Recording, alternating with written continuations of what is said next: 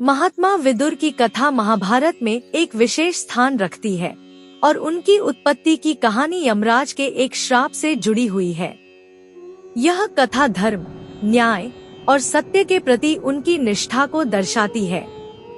यमराज को ऋषि का श्राप। एक बार की बात है कि एक महान तपस्वी ऋषि मंदव्य जंगल में तपस्या कर रहे थे। वे इतने गहन ध्यान में लीन थे कि बाहरी घटनाओं का उन्हें आभास नहीं था। उसी समय कुछ चोरों ने एक राजा के खजाने को लूट लिया और भागते हुए ऋषि के आश्रम में शरण ली।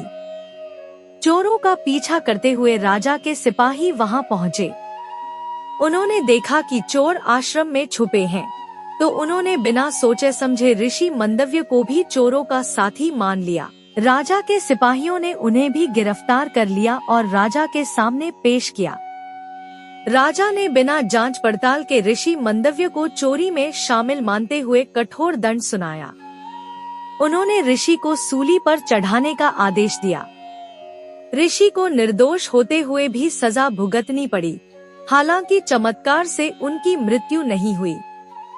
कुछ समय बाद राजा को अपनी गलती का एहसास हुआ और उन्होंने ऋषि से क्षमा मांगी।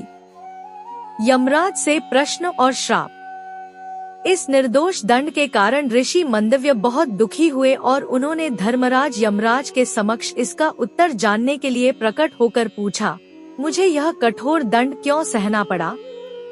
मैंने तो जीवन भर धर्म का पालन किया है। यमराज ने उत्तर दिया, तुमने बचपन में एक छोटे से कीड़े को तिनके से छेद दिया था और यह उसी कर्म का फल था। इस पर ऋषि मंदव्य क्रोधित हो गए। उन्होंने कहा कि एक छोटे बालक के भूलवश किए गए कर्म के लिए इतने कठोर दंड का निर्णय अन्यायपूर्ण था। इस प्रकार का न्याय धर्मराज जैसे देवता को शोभा नहीं देता। ऋषि मंदव्य ने यमराज को श्राप दिया कि तुम्हें मनुष्य रूप में जन्म लेना होगा और वहां तुम मानव के रूप में अपने कर्तव्यों का पालन करोगे। इस श्राप के कारण यमराज को धरती पर जन्म लेना पड़ा। विदुर के रूप में जन्म। यमराज ने महाभारत काल में हस्तिनापुर के महात्मा विदुर के रूप में जन्म लिया। विदुर हस्तिनापुर के राजा विचित्रवीर्य के पुत्र थे, लेकिन उनका जन्म एक दासी के गर्भ से हुआ था। इसलिए उन्हें राजकुमार का दर्जा नहीं मिला, लेकिन वे अत्यंत ज्ञानी, न्यायप्रिय और धर्म के ज्ञाता थे। विदुर का चरित्र नैतिकता, सच्चाई और कर्तव्यनिष्ठा का प्रतीक था। विदुर ने हमेशा सत्य और धर्म का पालन किया।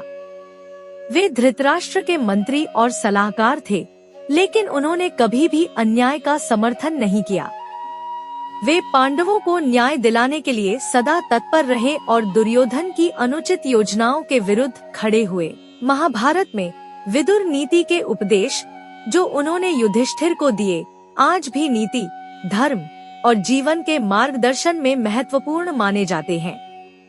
महात्मा विदुर का जीवन यमराज के धरती पर एक मनुष्य रूप में धर्म और न्याय की पुनः स्थापना के प्रतीक के रूप में देखा जाता है।